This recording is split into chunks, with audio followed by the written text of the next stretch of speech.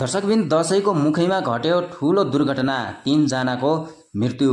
रुकुमबाट एकै घरका 5 जना यात्रु बोकेर दाङको लागि हिजो 11 गते साँझ छुटेको हाइस आज 12 गते भिरबाट खसेर विच्छेद अवस्थामा कपुरकोट गाउँपालिका 4 चोरखोलामा भेटिएको छ। उक्त घटनामा परि घरका 3 जना सदस्यको घटनास्थलमै मृत्यु भएको छ भने 2 जना गम्भीर घाइते भएका छन्।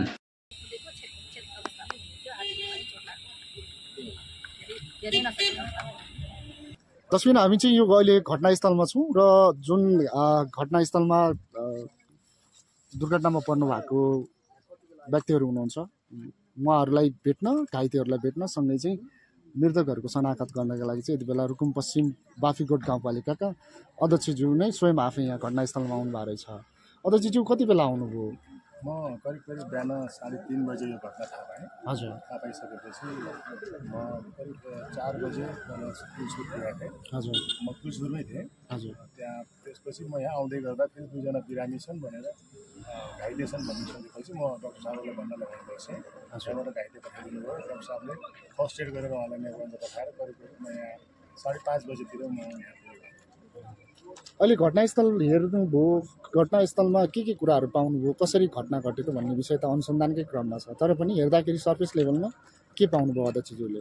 अब म पनि एक किसिमको ड्राइभर, त्यस कारणले म त्यसलाई कसरी हेर्छु भने 2टा मात्रै आउँछ, या त ब्रेक फेल भयो या चाहिँ ड्राइभर निला।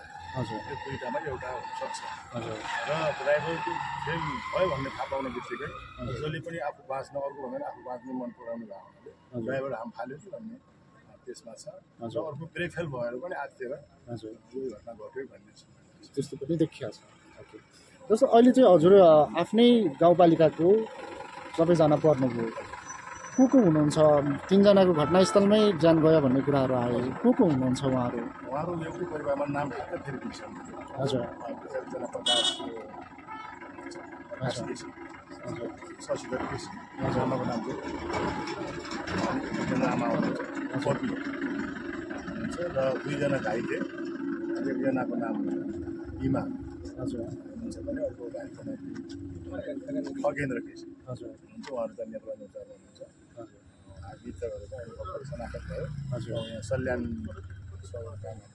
सल्यानमा पोस्टमार्टमलाई पठाउँदैछौँ। उताबाट पनि आफ्नो इष्टमित्र सबै आउनुभएको छ। दुःखद घटना घट्यो। यसमा चाहिँ अब कसरी घट्यो, के घट्यो त अब अनुसन्धान कुरा होला।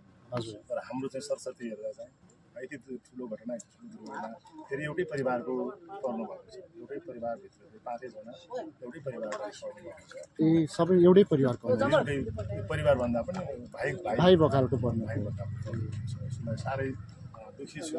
साथै जोस हाम्रो बाफीकोट नै सकाएको छ। कसरी व्यक्त गर्नु यो दुःखलाई व्यक्त गर्ने ठाउँ नै छैन। तर पनि अब सबैले शक्ति सङ्कलन गरौँ र यो परिवारलाई, मृतक परिवार, मृतकलाई हामी चाहिँ जो चाहिँ स्वास्थ्य उपचार गरिरहनु भएको छ उहाँहरूको स्वास्थ्य लाभ कामना हामी सबैले, हामीले मात्रै नभएर तर हामी सबैले गर्नुपर्छ र उहाँहरूको स्वास्थ्य लाभको कामना र यो मृतकहरूको लागि चाहिँ मैले मेरो हृदयदेखि म कसरी चाहिँ गरौँ, उहाँहरूको चाहिँ स्वर्गमा बाँच्न दिनुहोस्, यस्तो घटना चाहिँ एउटा नहोस् र उहाँहरूले पनि जे चाहिँ चाहनु भएको थियो त्यो चाहिँ उहाँले पुरा गर्न नसके पनि हामी सबैको साथ समर्थन हुनेछ र हामी पनि सबै छोकाकुल छौँ। यो छोकाकुल परिवारहरूलाई पनि मेरो तर्फबाट धेरै चाहिँ सबैभन्दा पहिलो कुरो त शक्ति, अब शक्ति चाहिएको छ हामीलाई। अब शक्ति चाहिँ सङ्कलन कसरी गर्नु भन्ने